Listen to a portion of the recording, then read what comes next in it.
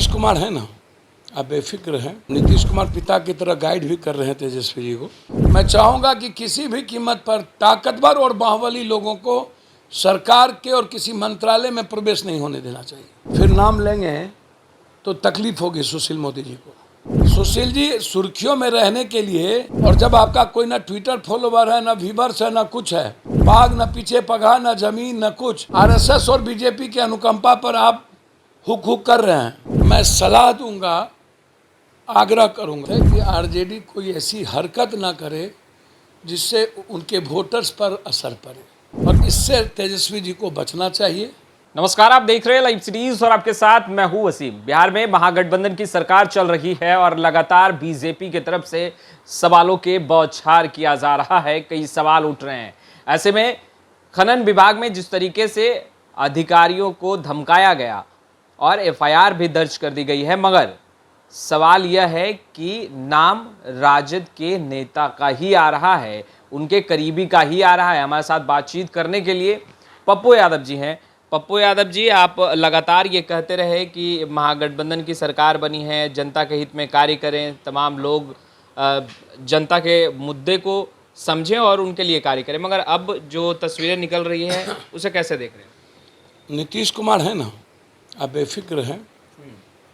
अब नीतीश कुमार पिता की तरह गाइड भी कर रहे हैं तेजस्वी जी को, और मैं जो देख रहा हूँ नीतीश कुमार जी का तेजस्वी जी को लेकर के प्रेम, हर चीज़ों में तेजस्वी को आगे करना है। इससे तेजस्वी जी को भी और सरलता की आवश्यकता है, और तेजस्वी जी के साथ दूर दूर तक किसी भी बाहुबली अपराधी टाइप के लोगों को नहीं रहना चाहिए, दूर दूर तक, किसी भी कीमत पर। लेकिन जो बोल रहे हैं ना, उससे बड़ा चोर कोई नहीं है।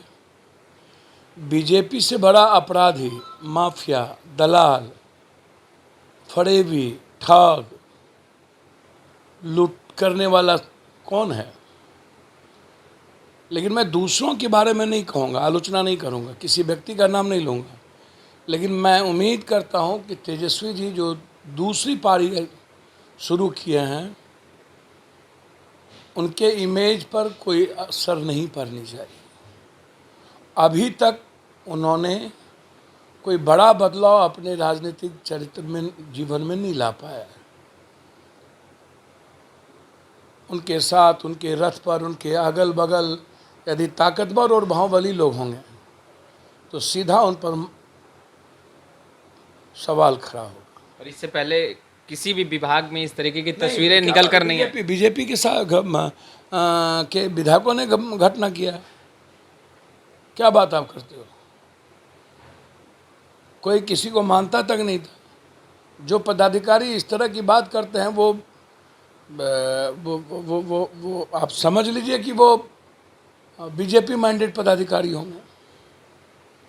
किसी भी कीमत पर जो गलत हुआ, एफआईआर हो गया, उसको जेल जाना चाहिए। लेकिन ऐसे लोगों से न सरकार बनती है, न बिगड़ती है। मैं चाहूँगा कि किसी भी कीमत पर ताकतवर और बाहुबली लोगों को सरकार के और किसी मंत्रालय में प्रवेश नहीं होने देना चाहिए, किसी कीमत पर। सुशील कुमार मोदी ने कहा है कि जो मंत्री हैं खनन विभाग के, रामानंद यादव, उन्हें हटा देना चाहिए, और लालू का रिश्ता बालू से रहा है।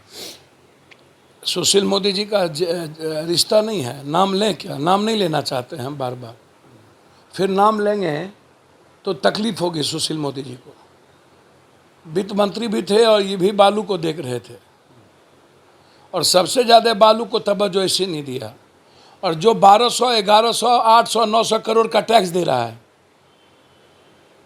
सबसे बड़ा माफिया तो आज सिस्टम चलाने वाला बालू का पदाधिकारी है, सिंडिकेट वो चलाता है, और इन लोगों का पैसा नेता खाते हैं। और जब बीजेपी के बड़े बड़े लोग आते हैं तो बड़ी बड़ी होर्डिंग बालू माफिया लगाता है।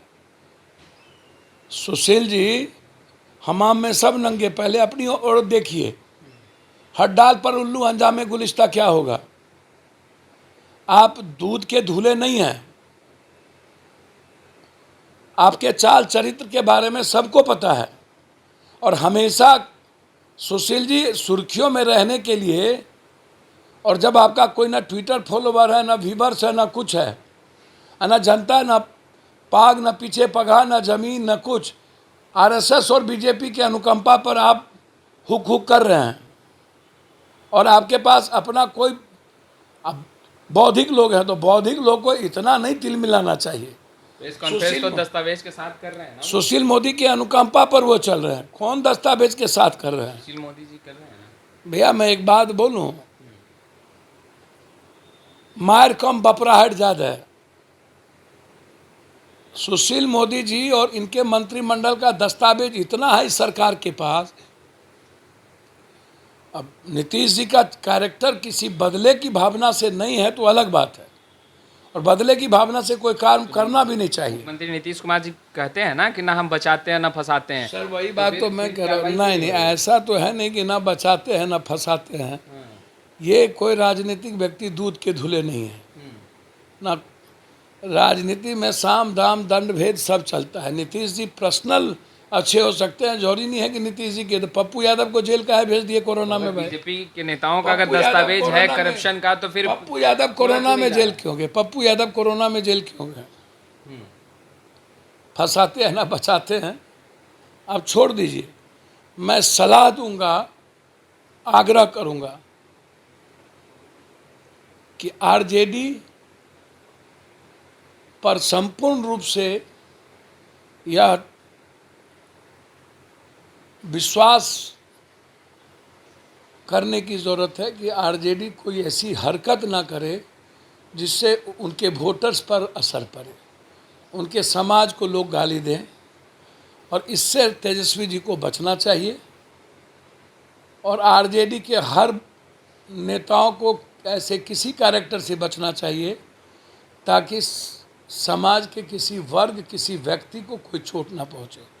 और किसी भी कीमत पर पदाधिकारी को धमकी ठीक नहीं है, मैं नहीं मानता हूं। इसीलिए बहुत क्लियर है कि बाहुबलियों से, अपराधी माफिया और बालू माफिया ऐसे टाइप के लोगों से बचना चाहिए। लेकिन मैं उसको माफिया नहीं मानता हूं जो 1100-1200 करोड़ का टैक्स देता है। आज तो टैक्स दे रहा है ना, माफिया तो इन्हीं लोगों ने बनाया। उन लोग जो टैक्स देता है उसको आप बहुत गाली नहीं देते हैं, या तो आप उसको इनकम टैक्स में रेड करके जेल भेजिए यदि गलत पैसा है तो आप उसको छोड़े हुए कैसे हैं? माफिया है तो जेल में क्यों नहीं बंद किए थे? आपकी सरकार सुशील मोदी जी थी, बालू के माफिया को जेल में क्यों नहीं बंद किए? आज आप जो बोल रहे हैं शुभ बाज है, तब बाज है, चलनी बाज है। सबसे ज्यादा माफिया बीजेपी का ही लोग है बालू में, तो कल अरेस्ट क्यों नहीं करवाए थे? ये सब बालू माफिया था। इन लोग पर अकूट पैसा कम लेने का है, आज टैक्स देते हैं। लेकिन जब आज सफेद कॉलर हो चुके हैं, टैक्स दे रहा है, वो सवाल खड़ा नहीं कर सकता।